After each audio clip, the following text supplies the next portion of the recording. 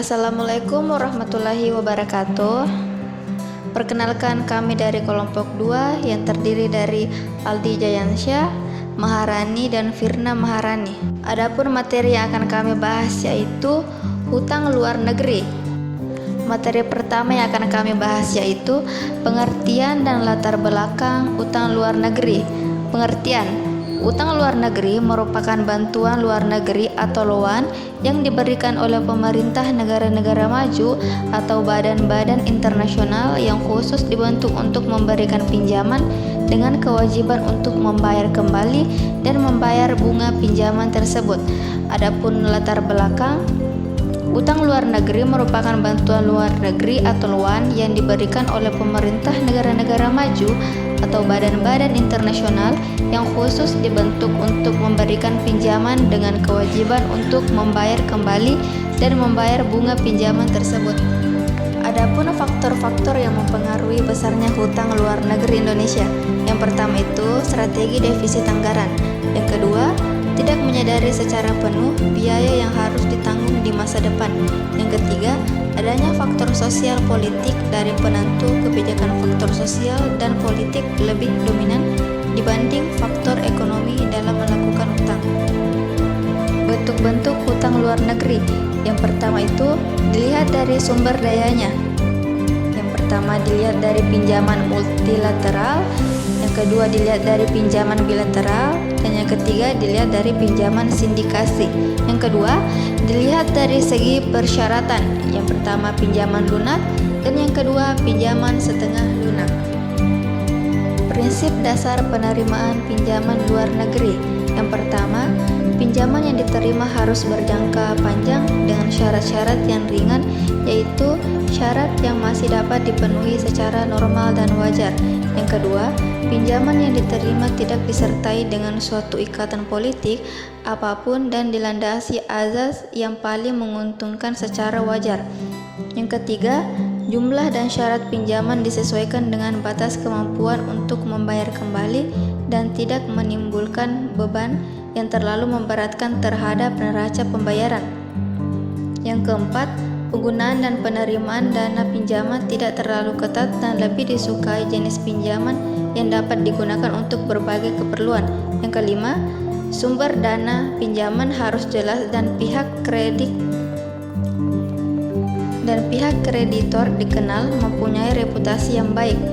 Yang keenam, perlu adanya penganekaragaman sumber dan bentuk pinjaman. Dan yang terakhir, penggunaan pinjaman tidak dibatasi untuk impor barang atau jasa dari negara pemberi pinjaman saja, tetapi hendaknya bebas digunakan untuk kepentingan impor dari negara lain. Statistik utang luar negeri Indonesia dapat dilihat pada gambar di layar.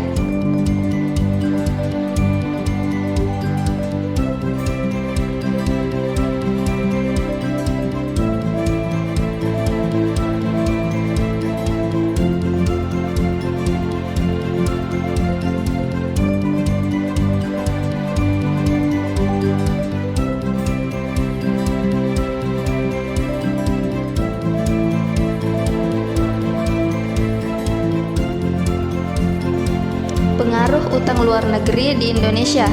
Dalam jangka panjang, ternyata utang luar negeri dapat menimbulkan permasalahan ekonomi pada banyak negara debitur. Di samping beban ekonomi yang harus diterima rakyat pada saat pembayaran kembali, juga beban psikologis, politis yang harus diterima oleh negara debitur akibat ketergantungannya dengan bantuan asing. Pembangunan dan utang luar negeri, masalah pro dan kontra. Pandangan yang pro mengatakan bahwa utang luar negeri telah terbukti memberikan sumbangan yang berarti bagi pembangunan di negara-negara berkembang. Sedangkan pandangan yang kontra berpendapat utang luar negeri justru menciptakan ketergantungan baru yang berimplikasi luas baik ekonomi maupun politik. Adapun dampak utang luar negeri, yang pertama sisi efektivitas. Secara internal, utang luar negeri menghambat tumbuhnya kemandirian ekonomi negara, serta pemicu terjadinya kontraksi belanja sosial, merosotnya kesejahteraan rakyat, dan melebarnya kesenjangan. Yang kedua, secara eksternal, utang luar negeri menjadi pemicu meningkatnya ketergantungan negara pada modal asing dan pada pembuatan utang luar negeri secara berkesinambungan. Yang ketiga, sisi kelembagaan. Lembaga-lembaga keuangan multilateral diyakini telah bekerja sebagai kepanjangan tangan negara-negara dunia pertama pemegang saham utama mereka untuk mengintervensi negara-negara penerima pinjaman. Yang keempat, sisi ideologi. Utang luar negeri diyakini telah dipakai oleh negara-negara pemberi pinjaman, terutama Amerika, sebagai sarana untuk menyebarluaskan kapitalisme neoliberal ke seluruh penjuru dunia. Dan yang terakhir, sisi implikasi sosial dan politik. Utang luar negeri sebagai sarana yang sengaja dikembangkan oleh negara-negara pemberi pinjaman untuk mengintervensi negara-negara penerima pinjaman. Dampak pinjaman luar negeri yang dilakukan Indonesia terhadap pembangunan dan tatanan perekonomian Indonesia. Yang pertama, debt service ratio. Rasio pembayaran cicilan pokok hutang dan bunganya terhadap hasil ekspor.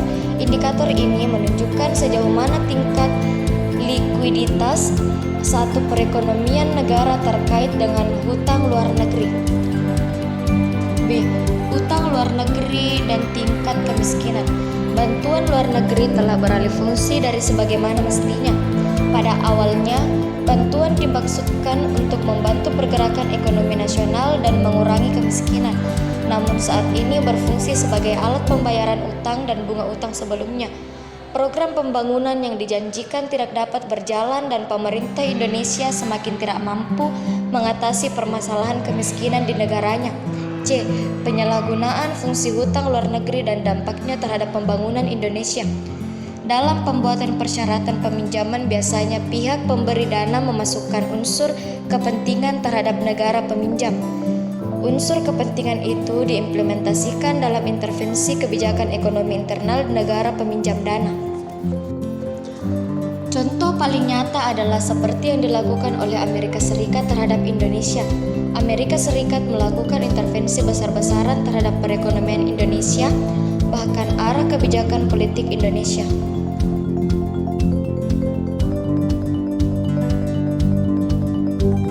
Penyalahgunaan dari pihak peminjaman dana.